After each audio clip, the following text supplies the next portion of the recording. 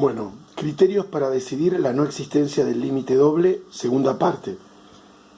En el video anterior terminamos viendo el criterio de límites reiterados, que nos dice que, lo vamos a recordar, que si el límite doble existe y vale L, y existen los límites reiterados, en uno y otro orden, es decir, el L21 y el L12, entonces son iguales.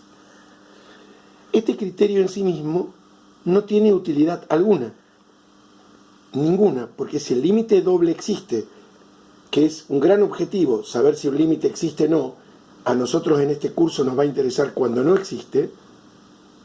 ¿Cuál es la utilidad de conocer los límites reiterados? Ninguna, absolutamente ninguna, porque si el límite doble existe, ya no hay nada más que discutir. Pero la utilidad de este criterio radica en el contrarrecíproco. Dice entonces que si existe el límite doble y vale L, y los límites reiterados también existen, entonces los límites reiterados son coincidentes. El contrarrecíproco nos dice que si los límites reiterados son distintos, entonces no existe el límite doble. Sabemos que si la proposición original, que está probada en el material de cátedra y que queda propuesta para el estudiante,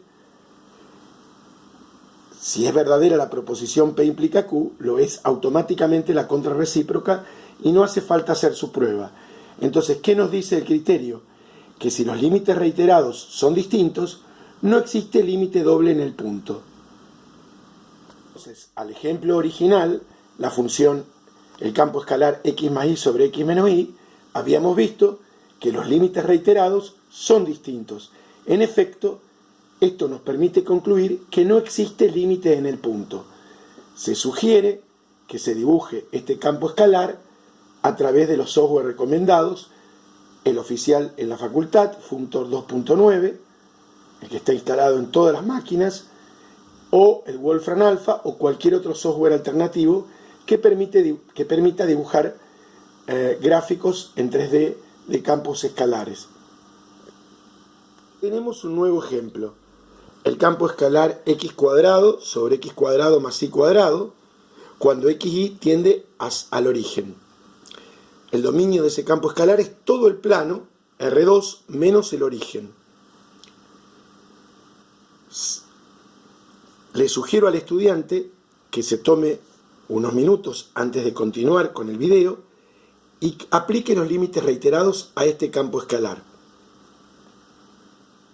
A partir de acá. Seguramente habrán visto que tanto si hacen el L12 como el N21 nos da 0. Eso no permite concluir absolutamente nada, porque recordemos que en P implica Q, si Q se cumple, no necesariamente P se cumple. El criterio funciona o en el sentido de P implica Q, límite doble existe y vale L y límites reiterados existen, entonces límites reiterados son iguales. O en el sentido de contrarrecíproco, límites reiterados distintos implica que no existe límite doble. Bueno, vemos que el criterio aquí no funciona. ¿Qué hacemos entonces? Hay otro criterio más, pero que sirve solamente cuando tenemos el problema de sospecha de no existencia del límite en el origen. Se llama de límites radiales y consiste en estudiar el comportamiento del campo escalar a lo largo de la recta, de la familia de rectas pasantes por el origen y igual a mx. Se llama radiales porque el entorno del origen, fíjense, ahí consideramos el plano xy, las rectas pasan todas por el origen y el entornito, que es el entornito del origen, que es un disquito, pasan todas por el radio. Por eso límites radiales. Si analizamos el comportamiento del campo escalar a lo largo de y igual a mx, vamos a calcular f en x mx. Observamos que cuando x tiende a 0, ese campo escalar tiende a 1 sobre 1 más m cuadrado. El razonamiento se basa en el absurdo. Nosotros suponemos que el límite existe. Y si el límite existe, tomamos, en este caso, una familia de curvas que pasan por el origen. Entonces, ¿qué hacemos?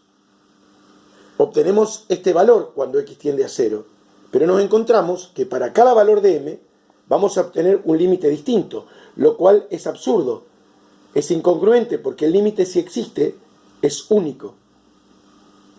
¿Se entiende cómo es el razonamiento? Repito, suponemos que el límite existe. Si el límite existe, a lo largo de cualquier curva va a tener siempre el mismo valor, de cualquier curva que pase por el origen. Hacemos la evaluación, vemos que la expresión depende de m, es decir, que para cada valor de límite, de la pendiente, obtenemos un límite distinto, lo cual carece de sentido, porque el límite es único. A ver, ¿qué hubiera ocurrido si nos da un valor que no depende de m? No podemos concluir nada. No podemos concluir nada porque el razonamiento se basa en el absurdo. Continuamos en la tercera parte.